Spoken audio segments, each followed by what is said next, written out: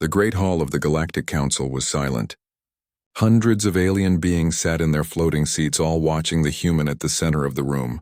Ambassador Hyunwoo Kim stood straight and calm, holding a small device in his hand. The council had been waiting for this moment for 3 months. 3 months ago, they had given Earth an ultimatum. Leave your solar system or we will take it by force. The council needed the space for security reasons. At least that was what they told everyone. Speaker Velthar was a being made of living crystal. His body glowed with soft blue light as he spoke. Ambassador Kim, you have had enough time to consider our offer. What is Earth's answer? Kim looked around the room. He saw fear in some alien faces. Others looked angry. Most just looked bored. They all expected the same thing. Humans would beg for mercy. Humans would ask for more time. Humans would do what every other weak species did when the council made demands. Kim smiled. Speaker Velthar, honored council members, Earth has considered your ultimatum very carefully. And? Velthar's crystal body flickered with impatience. We decline. The silence stretched for long seconds. Then the room exploded with noise. Aliens jumped from their seats. Some made sounds that might have been laughter. Others made angry clicking noises. A few just stared in shock. Velthar raised one crystal arm and the room slowly became quiet again. I'm sorry, Ambassador. I do not think I heard you correctly. Did you say Earth declines our generous offer to relocate? That is correct, Kim said. His voice was steady and calm. Earth respectfully declines to leave our solar system. We have lived there for thousands of years. We plan to stay. Council member Zixnall, a being that looked like a giant spider, clicked his mandibles together. Perhaps the human does not understand. This was not a request.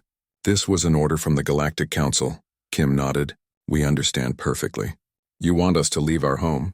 You think you can force us out? We are telling you no. Another council member, this one looking like a floating jellyfish, spoke up. Human, do you know what happens to species that refuse council orders? We have some idea, Kim replied. But we also know what happens to bullies who pick on the wrong target. The room erupted again. This time the noise was different. There was less laughter and more concern. No species had ever spoken to the council this way. No one had ever called them bullies. Velthar's light grew brighter. Ambassador Kim, I will ask you one more time. Will Earth comply with the council's order? Kim reached into his pocket and pulled out a small recording device. He pressed a button and a hologram appeared above it. The image showed a human in military uniform. The man had kind eyes but a hard jaw. This is General Taman Park, head of Earth's Space Defense Command, Kim said. He has a message for the council. The hologram spoke. Honored council members, my name is General Park. I speak for all of Earth's military forces. We have received your ultimatum. We have discussed it with our leaders. We have one response. The general's image looked directly at Velthar. Come and take it. The hologram disappeared. Kim put the device back in his pocket. That is Earth's final answer. We invite you to try. Council member Morthak, a creature covered in thick armor plates, stood up. The human species has clearly lost its mind. No one refuses the council, no one. We just did, Kim said simply. Velthar's crystal body was now glowing so bright it hurt to look at. Do you understand what you have done? Do you know the power of this council? We have conquered 1,000 worlds. We have destroyed entire civilizations. Kim's smile never wavered. And we are humans. We are different. Different? Zixnall laughed, a sound like breaking glass. You are a young species with primitive technology. You have barely left your own planet. What makes you think you can stand against us? Because, Kim said, you have never fought anyone like us before. The council members looked at each other. Some were angry. Some were confused. A few looked worried. Speaker Velthar made a decision. Very well, he said. If Earth wishes to face the consequences of defying this council, so be it. Ambassador Kim, you are dismissed. Return to your world and prepare your people. Kim bowed politely. Thank you, Speaker, but I think you should prepare yours. As Kim walked toward the exit, whispers filled the room. Aliens talked in dozens of different languages, but they all said the same thing. The humans had gone crazy. They were going to be destroyed. It was almost sad. Kim reached the door and stopped. He turned back to face the council one more time. Oh, one more thing, he said. General Park wanted me to give you some advice. What advice? Velthar asked. You might want to bring more ships. Kim left the room. Behind him, the council members sat in stunned silence. Then Velthar began giving orders. Military leaders were called. Fleet commanders received their instructions. The war machine of the Galactic Council began to move. But something was wrong. As the Council's sensors reached toward Earth's solar system, they detected something unexpected. Energy readings were spiking all across human space. Not the panicked energy of a species trying to run away. Something else. It looked like the humans were building something. Velthar studied the readings and felt something he had not experienced in centuries. Doubt. What were the humans doing? Why were they not afraid? Why did they seem so confident?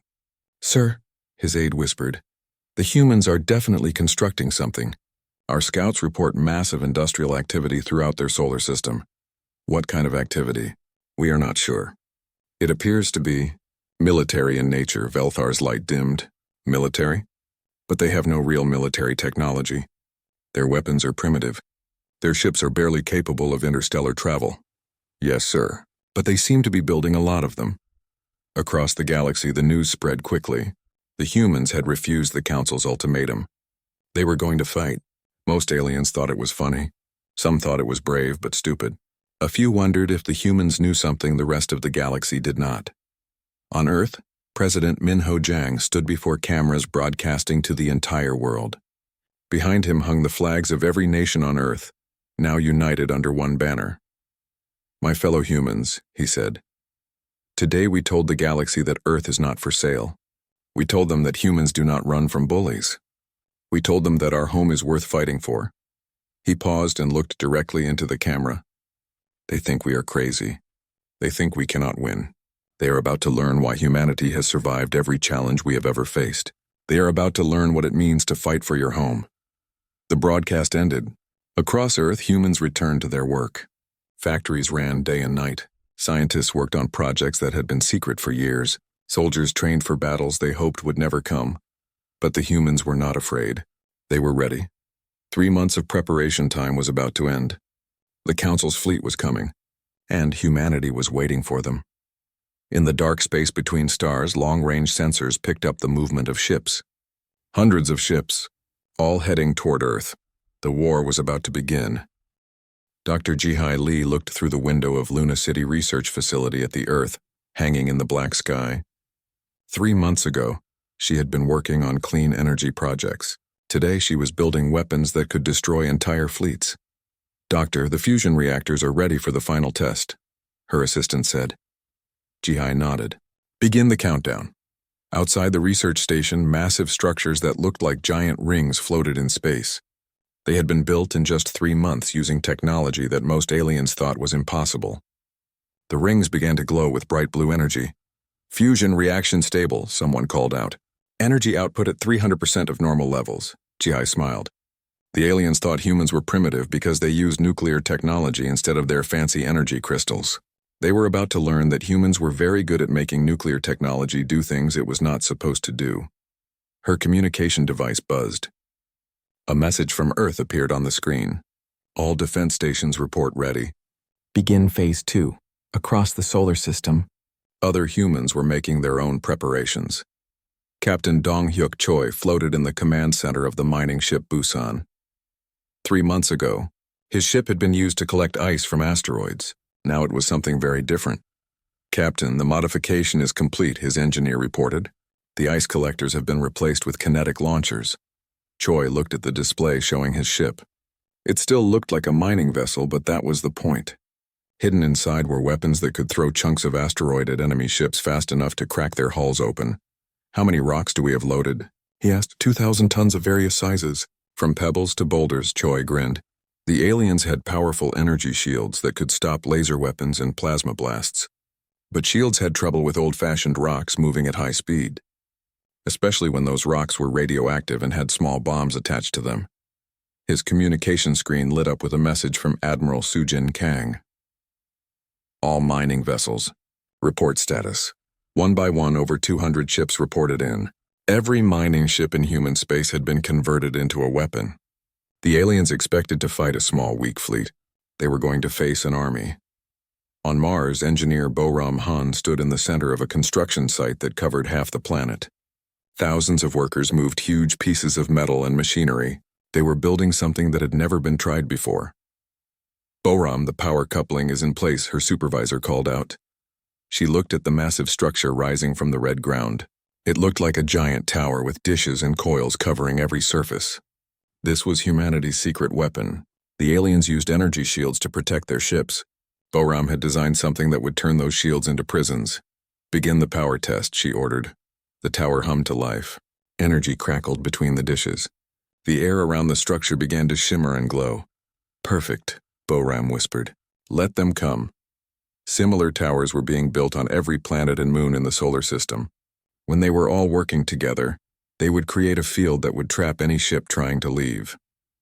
The aliens could enter the solar system, but they would not be able to escape. While humans worked on their grand projects, alien scouts watched from the edge of the solar system. They could not believe what they were seeing. Scout Captain Velnath studied the readings on his screen. This makes no sense. The humans are not running. They are not hiding. They are building weapons. His pilot, a young Kethrani named Zek, looked confused. But sir, their technology is primitive. Even if they build 1,000,000 weapons, they cannot hurt our ships. Velnath was not so sure. He had been a scout for 50 years.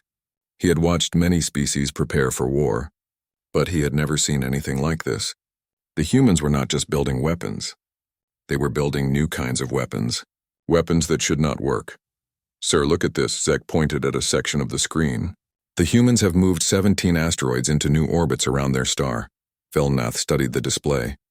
The asteroids were now positioned in a pattern around the sun. What are they planning? I do not know, sir. But each asteroid has been fitted with engines and what appear to be launching systems. Velnath felt something cold in his stomach. The humans were not just defending their planets. They were turning their entire solar system into a weapon. Back on Earth, President Minho Jiang met with his military advisors in a room deep underground. The room was filled with screens showing the progress of humanity's preparations. Report, Jiang said. General Park stood up. All defensive positions are ready. The Luna stations can generate enough power to punch holes in anything the aliens send. The mining fleet is armed and positioned. The planetary defense towers are online. What about the special project? Park smiled. The Sejong Protocol is ready for testing, Jiang nodded. The Sejong Protocol was humanity's most secret weapon, named after the ancient Korean king who had defended his country against impossible odds. It was a plan that would either save humanity or destroy them. Sir, another general spoke up. Our scouts report that the alien fleet has begun moving. They will reach our system in 2 days. Jiang looked around the room at his advisors. 3 months ago, they had been teachers, scientists, engineers, and farmers. Now they were warriors preparing for the most important battle in human history. Are we ready? He asked. Sir, General Park replied, we have been ready since the day we first looked up at the stars. We just needed time to build the tools. As the meeting ended, Jiang walked to a window that looked out over the capital city. The streets were busy with people going about their normal lives. Children played in parks. Adults went to work. Families ate dinner together. They trusted their leaders to protect them. They trusted that humanity would find a way to survive. Jiang hoped that trust was not misplaced. High above Earth, Admiral Sujin Kang stood on the bridge of her flagship, the Sejong. The ship looked like a normal human vessel from the outside. Inside, it contained technology that should not exist. Admiral, her science officer reported, all systems are green. The gravity drive is ready. The quantum torpedoes are loaded. The shield inverters are online. Kang nodded. The Sejong was not just a ship. It was a test of every crazy idea human scientists had ever had about space combat. Some of those ideas were going to work. Some were going to fail spectacularly. But all of them were going to surprise the aliens. Signal the fleet, she ordered. All ships moved to battle positions. Across the solar system, human ships began to move. They did not group together like normal fleets. Instead, they spread out in patterns that looked random but were carefully planned. Each ship knew exactly where to go and what to do when the aliens arrived. Dr. Ji-Hai Lee received the final signal on Luna Station. All stations report ready. Begin final countdown. She looked out at the stars and thought about her daughter, who was safe in a bunker on Earth. The little girl had asked her mother why the aliens wanted to hurt them. Because they think we are weak, Ji-Hai had said. Are we weak, Mommy? Ji-Hai had smiled. No, baby. We are human. That means we are never weak when we are fighting for our family. Now as the countdown reached 0, Ji-Hai pressed the button that would activate humanity's defenses. Across the solar system, weapons came online. Energy fields activated. Ships moved into position. Humanity was as ready as they could be. The aliens were coming, expecting to find a frightened species begging for mercy. Instead, they were going to find humans. And humans did not beg, they fought. Battlemaster Zoxran stood on the bridge of his command ship and looked at the screens showing the human solar system. 50 ships followed behind him. This was not even a real fleet by Council standards. It was just a patrol group sent to deal with some troublesome primitives. Sir, we have entered the outer edge of their system, his navigator reported. No sign of human ships yet. Zoxran smiled. He had fought in over 200 battles. He had conquered 47 different species. Humans would be number 48 and probably the easiest. Begin deep scans. Find their fleet so we can destroy it quickly. His sensor officer worked at his station for several minutes, then looked up with confusion. Sir, I am detecting some unusual readings. What kind of readings? There appear to be ships near the giant blue planet, but they are not moving in normal formation. They seem to be scattered randomly. Zoxran laughed. The humans are probably so scared they do not know how to organize a proper defense. How many ships? That is, difficult to say, sir. I count maybe 20 vessels, but some of the readings are strange. Strange how? Some of the ships appear to be civilian mining vessels. Others look like cargo haulers. There are very few actual warships. Zoxran's second in command, a warrior named Kethvar, spoke up. Sir, perhaps the humans are trying to evacuate their system. These could be refugee ships. Perfect, Zoxran said. We can destroy them all at once. Set course for the planet, maximum speed. But as his fleet moved deeper into the system, something felt wrong. Where were the human military bases? Where were their defense platforms? Why were their ships just floating there instead of running away or attacking? Admiral Sujin Kang watched the alien fleet approach on her screens. She was hiding behind one of Neptune's moons with 5 other ships. The aliens had not seen them yet. Admiral, her tactical officer whispered, the alien fleet is moving exactly as we predicted. They are heading straight for our decoy ships, Kang nodded. The ships the aliens had detected were real, but they were not helpless. Each one was loaded with surprises. Signal all units, she said quietly. Operation Surprise Party begins in 3 minutes. Pilot Young-Soo Lim sat in his modified fighter waiting behind an asteroid. His ship used to be a cargo hauler. Now it was something much more dangerous. Behind him, 7 other pilots waited in similar ships. Crazy Eights, this is Flight Leader, he said into his radio. Remember, we only get one chance at this. Make it count, his wingman, Pilot Haewon Park, responded. Copy, Leader. We are ready to show these aliens how humans fight. Young-Soo smiled.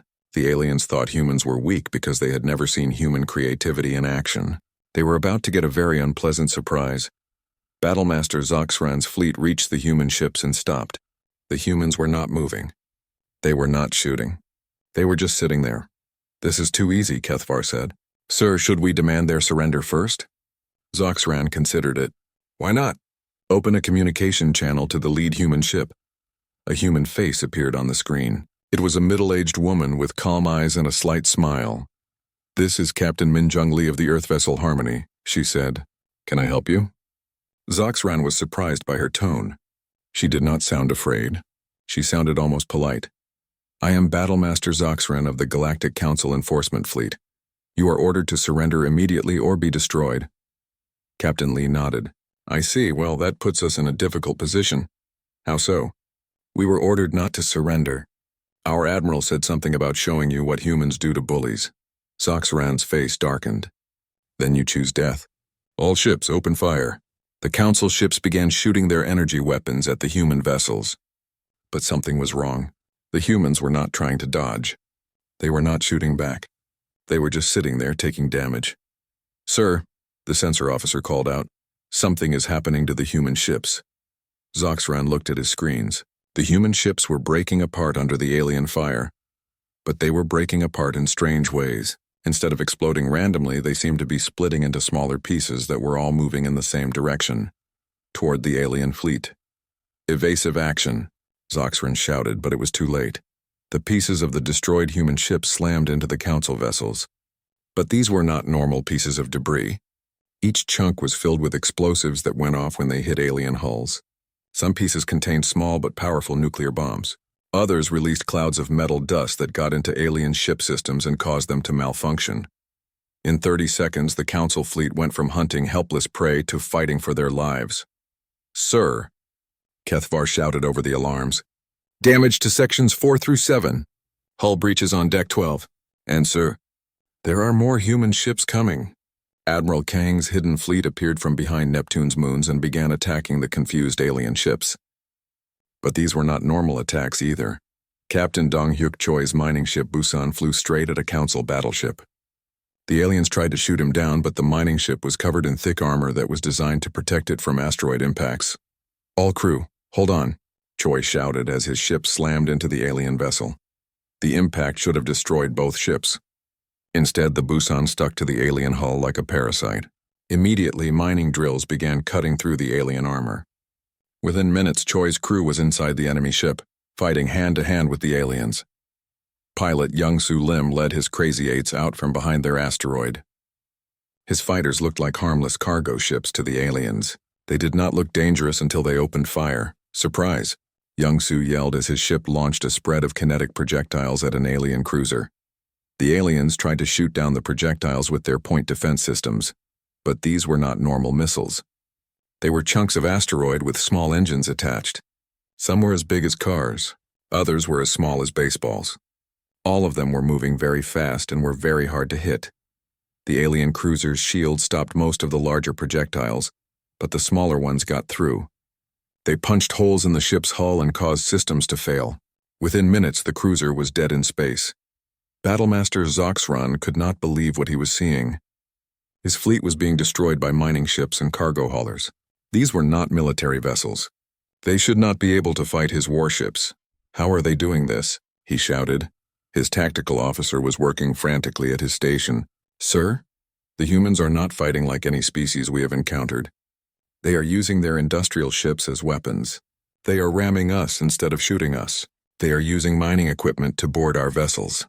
That is impossible. No species fights this way. Sir, we are receiving a transmission from Admiral Kang's ship." A new human face appeared on the screen. This was a woman in military uniform with steel in her eyes. "Battlemaster Zoxran," Admiral Kang said. "My name is Admiral Sujin Kang of the Earth Defense Force. I have a message for you." "Speak," Zoxran snarled. "You are not the first ones to underestimate us. You will not be the last, but you can be the first ones to learn from your mistake." "What are you talking about?" Admiral Kang smiled. "Surrender now, and we will let you go home to tell your council what you learned here today." Zoxran looked around his bridge. Half his fleet was destroyed or disabled.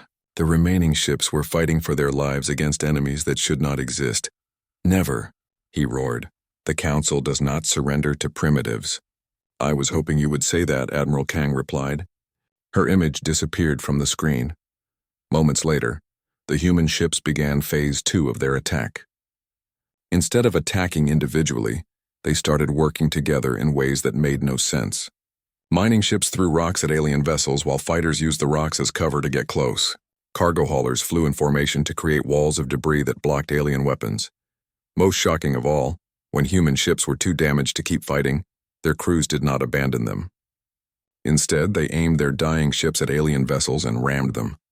Every human ship that was destroyed took at least one council ship with it. In the end, half of Zoxran's fleet was destroyed or captured. The rest were too damaged to keep fighting. The Battlemaster had no choice but to order a retreat.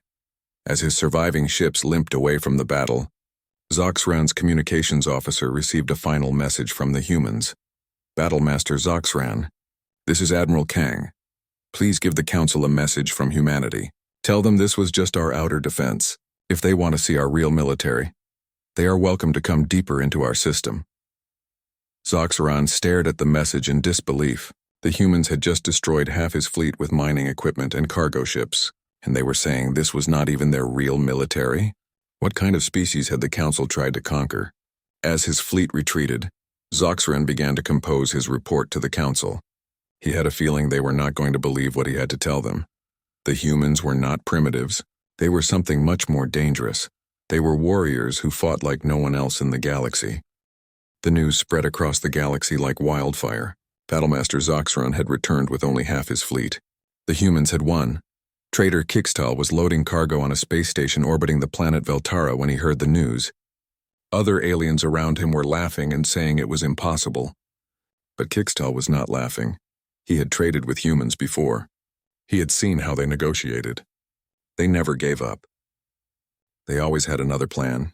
If the humans said they could fight, maybe the galaxy should listen.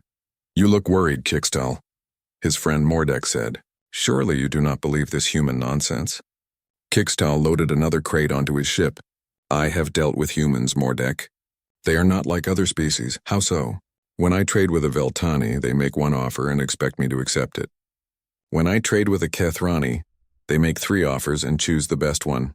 When I trade with humans, they make 12 offers, combine them into 4 new offers, and somehow end up with exactly what they wanted from the beginning." Mordek laughed. "That just means they are good at business." "No," Kixtal said quietly. "It means they never stop thinking. They never accept that a problem cannot be solved. If the Council thinks humans will just give up when faced with superior force, the Council is making a big mistake." Across the galaxy, war scholar Nethrim sat in his study, reading reports about the battle in human space. As the Council's chief military historian, it was his job to understand how different species fought. The human reports made no sense. According to Zoxron's data, the humans had used mining ships as weapons. They had turned cargo haulers into fighters. They had made their own ships into guided missiles. None of this followed any known military doctrine. Nethrim pulled up the files on human history that the Council had collected over the past 50 years. What he read made his blood run cold. Humans had been at war with themselves for over 10,000 years. They had fought with rocks and sticks. They had fought with metal weapons. They had fought with explosive devices. They had fought with flying machines and giant ships. They had even fought with weapons that could destroy entire cities. But that was not the scary part. The scary part was that they had never stopped improving. Every war taught them new ways to fight. Every defeat taught them new strategies. They had turned warfare into a science. Other species fought when they had to. Humans fought because they were good at it. Nethrim began typing a report to the Council. He had a feeling they needed to hear this information.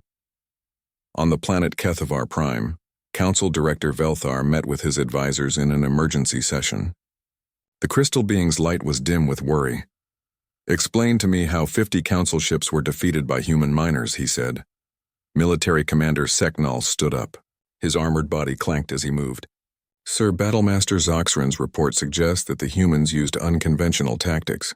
They converted civilian ships into weapons." "Unconventional tactics?" Velthar's light flickered with annoyance. "They should not have any tactics at all. Their military technology is centuries behind ours." "Yes, sir, but they appear to have found ways to make their primitive technology effective against our advanced systems." Council member Jixara, a being that looked like a walking plant, spoke up. "Perhaps we underestimated them. Perhaps they are not as primitive as we thought." "Impossible," Velthar replied. "Our scouts have observed their technology for decades. They use chemical rockets instead of gravity drives. They use nuclear fusion instead of quantum energy.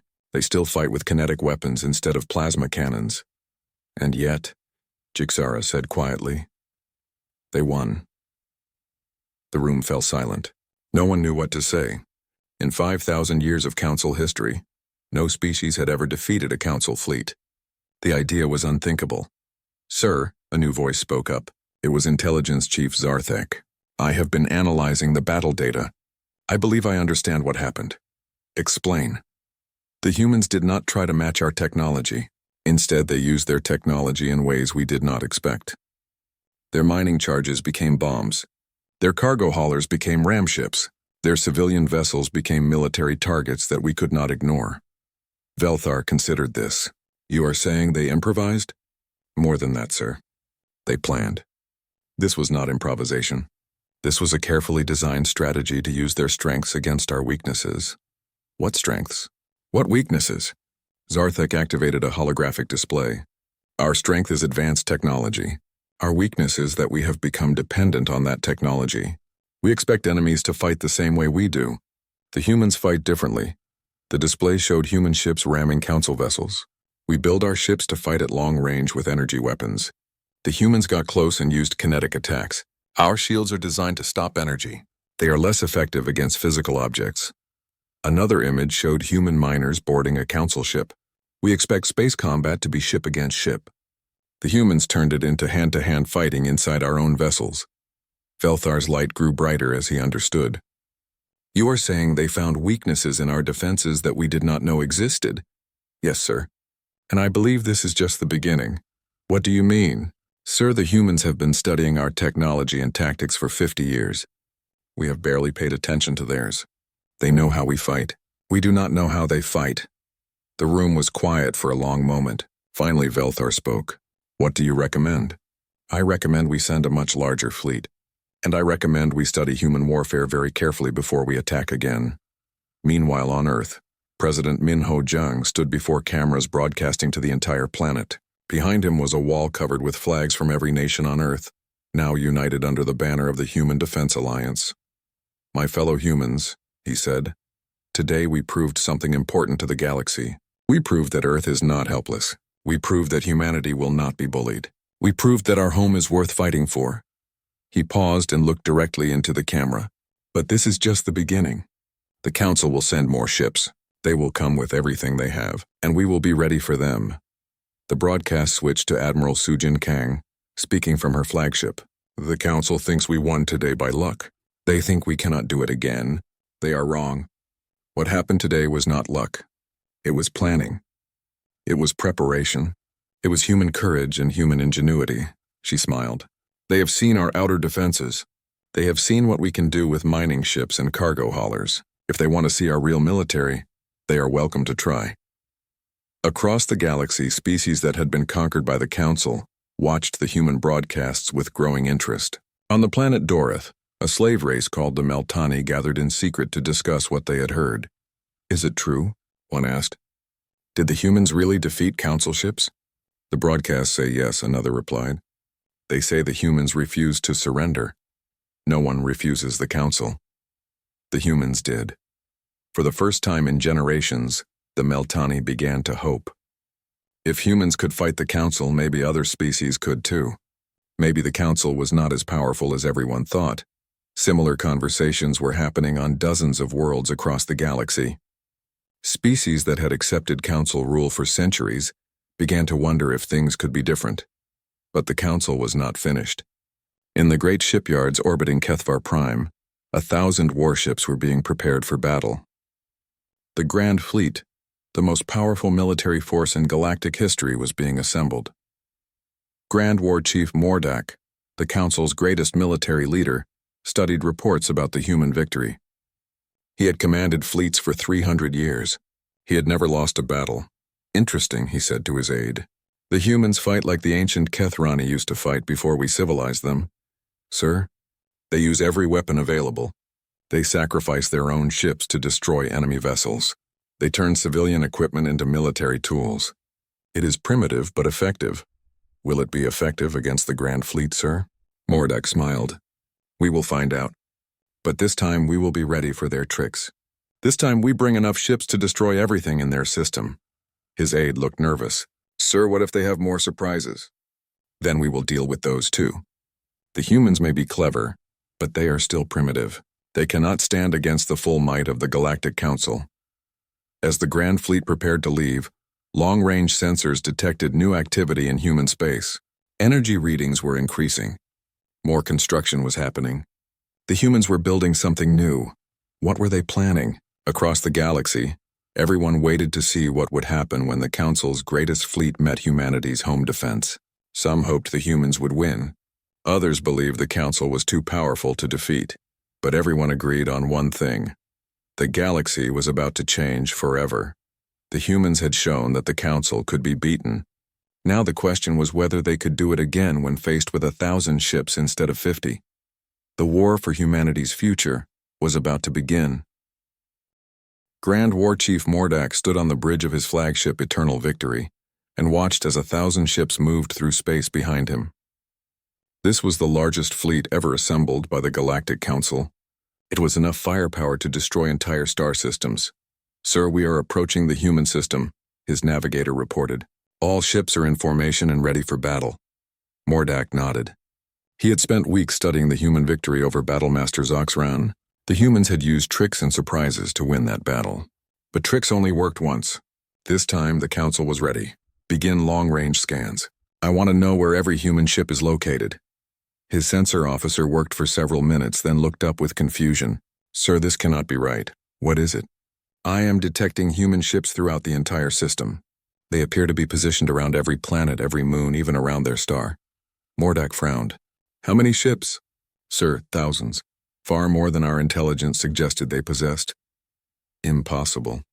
The humans barely have 100 military vessels." "Sir, most of these appear to be civilian craft that have been modified for combat. Cargo ships, mining vessels, research stations, even passenger liners." Mordak smiled grimly. So the humans were going to try the same tricks that worked against Zoxran. They thought they could convert their entire civilian fleet into weapons. It would not work against a force this large. "Send a message to the human fleet commander. Demand their immediate surrender."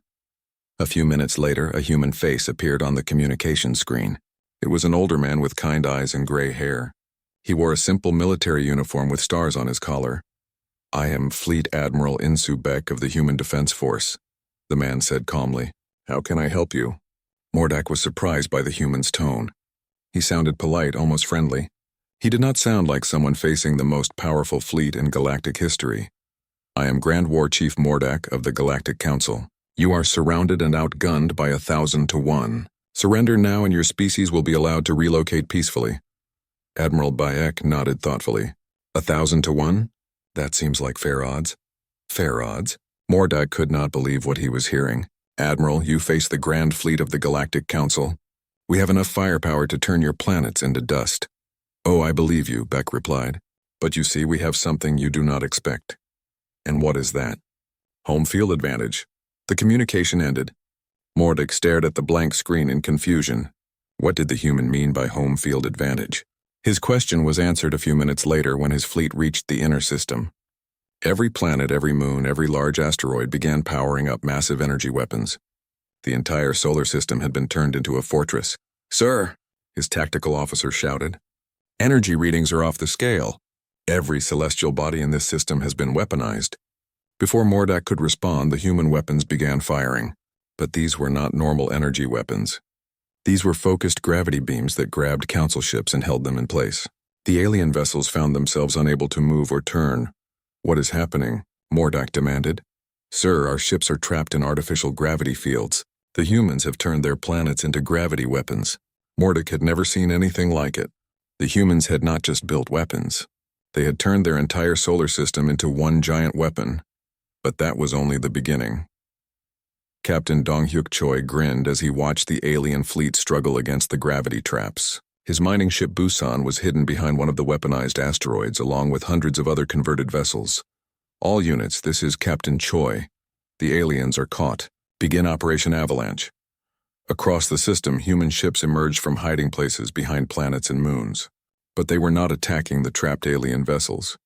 Instead, they were moving toward the asteroids that had been positioned around the sun months earlier.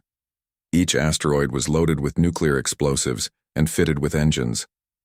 As the human ships reached them, the asteroids began moving toward the sun.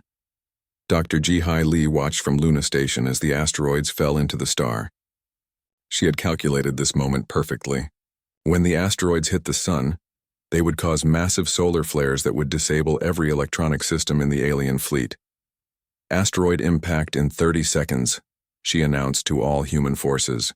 "Prepare for electromagnetic storm." The human ships had been shielded against the electromagnetic pulse. The alien ships had not. When the asteroids hit the sun, the star erupted with energy that swept across the entire system. Every council ship lost power at the same moment.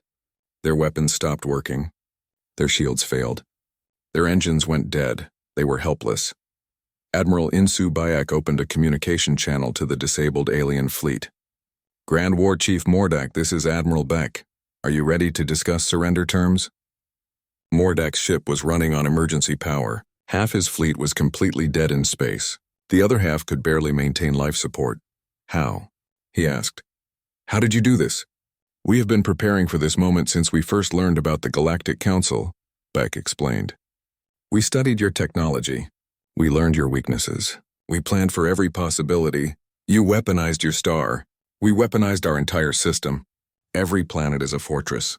Every moon is a gun platform. Every asteroid is a missile. This is our home, Grand War Chief.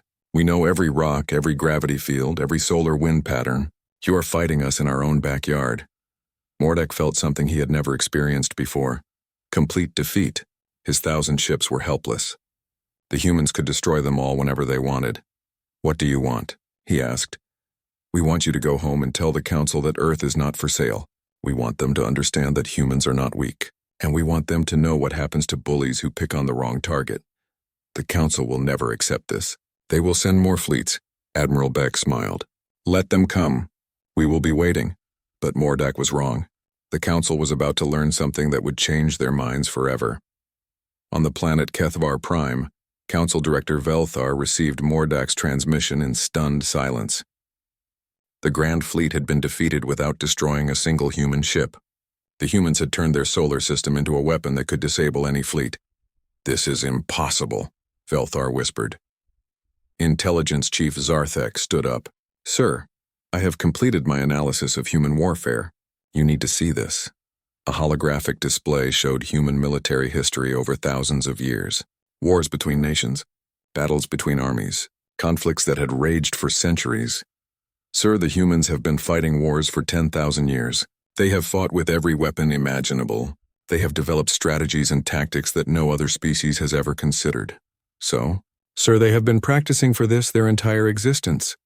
Every war they fought against each other prepared them to fight us. Velthar studied the display. Images of human battles flowed past. Humans fighting with swords, humans fighting with guns, humans fighting with aircraft and tanks and missiles. They never stopped improving, Zarthek continued. Every defeat taught them new ways to win. Every victory taught them new ways to fight.